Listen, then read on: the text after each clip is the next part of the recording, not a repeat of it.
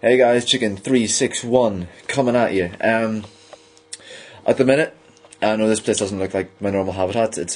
I'm at my parents' house. They've asked me to watch the house for a while. It's quite an old house, kind of creepy. It's making loads of noises and things you got there. Kind of weird as well because there's been a lot of burglars and things you got going on about the house, about these houses and things you got here. So don't know what's going to be going on at the minute, but I thought I might as well make a video while I'm here just to kind of, pass the time and such like that there.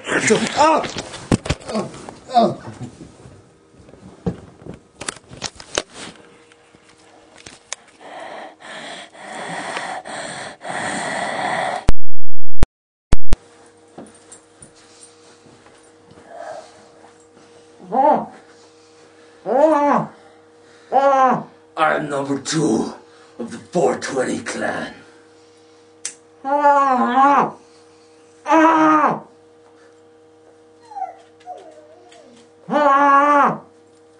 We are sick of all this talk of you and your free speak of mind and all your philosophic shit. Fuck me. Fuck you, Chicken361.